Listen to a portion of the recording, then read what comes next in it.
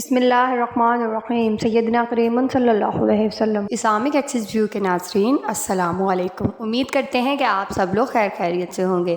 آج ہم آپ کو حضرت موسیٰ علیہ السلام کی اس مقدس لاٹھی کے بارے میں بتائیں گے جس کو عصائے موسیٰ کہتے ہیں۔ اس کے ذریعے آپ کے بہت سے ان معجزات کا ظہور ہوا جن کو قرآن مجید نے مختلف عنوانوں کے ساتھ بار بار بیان فرمایا ہے۔ اس مقدس لاٹھی کی تاریخ بہت قدیم ہے جو اپنے دامن میں سینکڑوں ان تاریخی واقعات کو سمیٹے ہوئے ہے جن میں عبرتوں اور نصیحتوں کے ہزاروں نشانات ستاروں کی طرح جگمگا رہے ہیں، جن سے اہل نظر کو بصیرت کی روشنی اور ہدایت کا نور ملتا ہے۔ لاٹھی حضرت موسیٰ علیہ السلام کے قد برابر 10 ہاتھ لمبی تھی اور اس کے سر پر 2 شاخیں تھیں جو رات میں مشعل کی طرح روشن ہو جایا کرتی تھیں۔ یہ جنت کے درخت پیلو کی لکڑی سے بنائی گئی تھی اور اس کو حضرت آدم علیہ السلام بہشت سے اپنے ساتھ لائے تھے۔ حضرت آدم علیہ السلام کے ساتھ خوشبودار لکڑی، حضرت موسیٰ علیہ السلام کا عصا جو عزت والی پیلو کی لکڑی کا تھا، انجیر کی پتیاں، حجر اسود جو مکہ معظمہ میں ہے اور نب موسم، حضرت سلیمان علیہ السلام کی انگوٹھی، یہ 5 چیزیں جنت سے اتاری گئی تھیں۔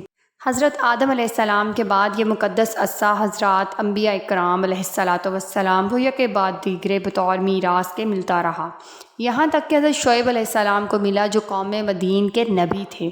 جب حضرت موسیٰ علیہ السلام مصر سے ہجرت فرما کر مدین تشریف لے گئے اور حضرت شعیب علیہ السلام نے اپنی صاحبزادی حضرت بی بی صفورہ رضی اللہ تعالیٰ عنہا سے آپ کا نکاح فرما دیا اور آپ 10 برس تک حضرت شعیب علیہ السلام کی خدمت میں رہے، وہ آپ کی بکریاں چرایا کرتے تھے۔ اس وقت حضرت شعیب علیہ السلام نے حکم خداوندی کے مطابق آپ کو یہ مقدس عصا عطا فرمایا۔ پھر جب آپ اپنی زوجہ محترمہ کو ساتھ لے کر مدین سے مصر اپنے وطن روانہ ہوئے اور وادی مقدس مقام طور میں پہنچے تو اللہ تعالیٰ نے اپنی تجلی سے آپ کو سرفراز فرما کر منصب رسالت کے شرف سے سر بلند فرمایا۔ وقت اللہ پاک نے آپ سے جس طرح کلام فرمایا، قرآن مجید نے اس کو اس طرح بیان فرمایا۔ ترجمہ: اور یہ تیرے داہنے ہاتھ میں کیا ہے اے موسیٰ؟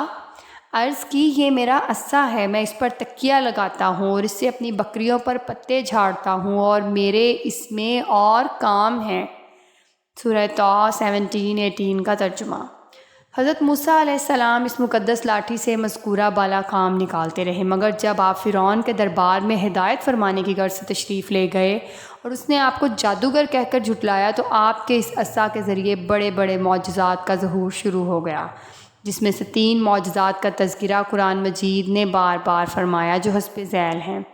عصا اژدہا بن گیا، یہ پہلا معجزہ تھا۔ اس کا واقعہ یہ ہے کہ فرعون نے ایک میلہ لگوایا اور اپنی پوری سلطنت کے جادوگروں کو جمع کر کے حضرت موسیٰ علیہ السلام کو شکست دینے کے لیے مقابلے پر لگا لیا، اور اس میلے کے ازدحام میں جہاں لاکھوں انسانوں کا مجمع تھا، ایک طرف جادوگروں کا ہجوم اپنی جادوگری کا سامان لے کر جمع ہو گیا اور ان جادوگروں کی فوج کے مقابلے میں حضرت موسیٰ علیہ السلام تنہا ڈٹ گئے۔ جادوگروں نے فرعون کی عزت کی قسم کھا کر اپنے جادو کی لاٹھیوں اور رسیوں کو پھینکا تو ایک دم وہ لاٹھیاں اور رسیاں سام بن کر پورے میدان میں ہر طرف پھنکارے مارنے لگیں اور پورا مجمع خوف و ہراس میں بدحواس ہو کر ادھر ادھر بھاگنے لگا، اور فرعون اور اس کے تمام جادوگر اس کرتب کو دکھا کر اپنی فتح کے گھمنڈ اور غرور کے نشے میں بدمست ہو گئے اور جوش شادمانی سے تالیاں بجا بجا کر اپنی مسرت کا اظہار کرنے لگے کہ اتنے میں ناگہاں حضرت موسیٰ علیہ السلام نے خدا کے حکم سے اپنی مقدس لاٹھی کو ان سانپوں کے ہجوم میں ڈال دیا تو یہ لاٹھی ایک بہت بڑا اور نہایت ہیبت ناک اژدہا بن کر جادوگروں کے تمام سانپوں کو نگل گیا۔ یہ معجزہ دیکھ کر تمام جادوگر اپنی شکست کا اعتراف کرتے ہوئے سجدے میں گر پڑے اور بآواز بلند یہ اعلان کرنا شروع کر دیا کہ ہم سب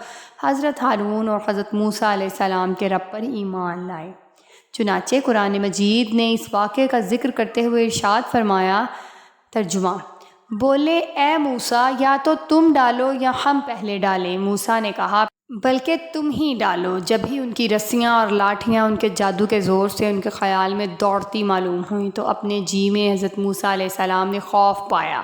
ہم نے فرمایا ڈر نہیں، بے شک تو ہی غالب ہے اور ڈال تو دے جو تیرے داہنے ہاتھ میں ہے، اور ان کی بناوٹوں کو نگل جائے گا، اور وہ جو بنا کر لائے ہیں وہ تو جادوگر کا فریب ہے اور جادوگر کا بھلا نہیں ہوتا۔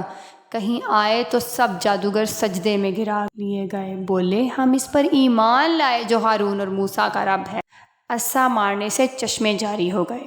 بنی اسرائیل کا اصل وطن ملک شام تھا، لیکن حضرت یوسف علیہ السلام کے دور حکومت میں یہ لوگ مصر میں آ کر آباد ہو گئے اور ملک شام پر قوم عمالقہ کا تسلط اور غلبہ، جو بدترین قسم کے کفار تھے۔ جب فرعون دریائے نیل میں غرق ہو گیا اور حضرت موسیٰ علیہ السلام کو فرعون کے خطرات سے اطمینان ہو گیا تو اللہ تعالیٰ کے حکم دیا کہ قوم عمالقہ سے جہاد کر کے ملک شام کو ان کے قبضہ و تسلط سے آزاد کروائیں۔ چنانچہ آپ 6 لاکھ بنی اسرائیل کی فوج لے کر جہاد کے لیے روانہ ہو گئے، مگر ملک شام کی حدود میں پہنچ کر بنی اسرائیل پر قوم عمالقہ کا ایسا خوف سوار ہو گیا کہ بنی اسرائیل ہمت ہار گئے اور جہاد سے منہ پھیر لیا۔ اس نافرمانی پر اللہ تعالیٰ نے بنی اسرائیل کو یہ سزا دی کہ یہ لوگ 40 برس تک میدان طیہ میں بھٹکتے اور گھومتے پھرے اور اس میدان سے باہر نہ نکل سکے۔ حضرت موسیٰ علیہ السلام بھی ان لوگوں کے ساتھ میدان طیہ میں تشریف فرما تھے۔ جب بنی اسرائیل اس بے آب و گیا میدان میں بھوک و پیاس کی شدت سے بے قرار ہونے لگے تو اللہ تعالیٰ نے حضرت موسیٰ علیہ السلام کی دعا سے ان لوگوں کو کھانے کے لیے من و سلویٰ آسمان سے اتارا۔ من شہد کی طرح ایک قسم کا حلوہ تھا اور سلویٰ بھی بھنی ہوئی بٹیریں تھیں۔ کھانے کے بعد جب یہ لوگ پیاس سے بےتاب ہونے لگے اور پانی مانگنے لگے تو حضرت موسیٰ علیہ السلام نے پتھر پر اپنا عصا مارا تو اس پتھر میں 12 چشمے پھوٹنے لگے اور بنی اسرائیل کے 12 خاندان اپنے اپنے ایک ایک چشمے سے پانی لے کر خود بھی پینے لگے اور اپنے جانوروں کو بھی پلانے لگے اور پورے 40 برس تک یہی سلسلہ جاری رہا۔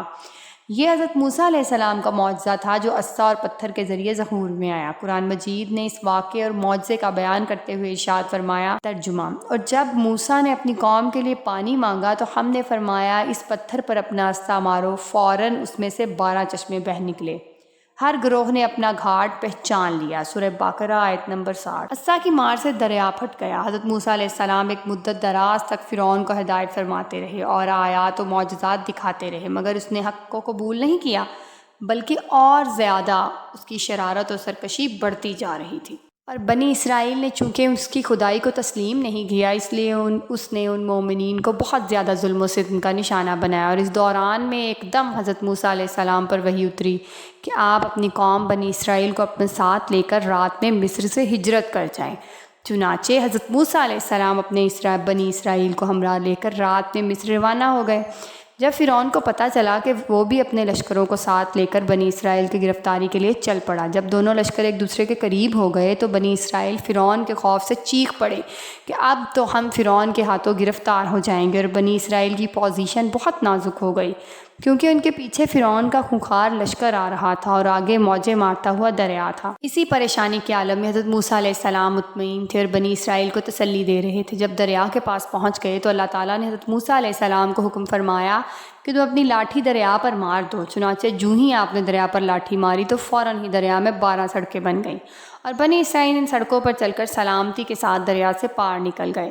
فرعون جب دریا کے قریب پہنچا اور اس نے دریا کی سڑکوں کو دیکھا تو وہ بھی اپنے لشکروں کے ساتھ ان سڑکوں پر چل پڑا، مگر جب فرعون اور اس کا لشکر دریا کے بیچ میں پہنچے تو اچانک دریا موجیں مارنے لگے اور سب سڑکیں ختم ہو گئیں اور فرعون اپنے لشکروں سمیت دریا میں غرق ہو گیا۔ اس واقعے کو قرآن مجید نے اس طرح بیان فرمایا ہے، پھر جب آمنا سامنا ہوا دونوں گروہوں کا، موسیٰ علیہ السلام نے کہا ہم کو انہوں نے آ لیا۔ موسیٰ نے فرمایا یوں نہیں، بے شک میرا رب میرے ساتھ ہے، وہ مجھے اب راہ دیتا ہے۔ تو ہم نے موسیٰ کو وحی فرمائی کہ دریا پر اپنا عصا مار، تو جبھی دریا پھٹ گیا تو ہر حصہ ہو گیا جیسے بڑا پہاڑ، اور وہاں قریب لائے ہم دوسروں کو اور ہم نے بچا لیا موسیٰ کو اور اس کے ساتھ والوں کو، پھر دوسروں کو ڈبو دیا۔ بے شک اس میں ضرور نشانی ہے، ان میں اکثر مسلمان نہ تھے۔ سورہ شعراء 61 تا 67 کا ترجمہ۔ کو ہماری یہ ویڈیو پسند آئی ہے تو اسے لائک شیئر ضرور کیجیے اور ہمارے چینل کو سبسکرائب لازمی کیجیے۔ جزاک اللہ۔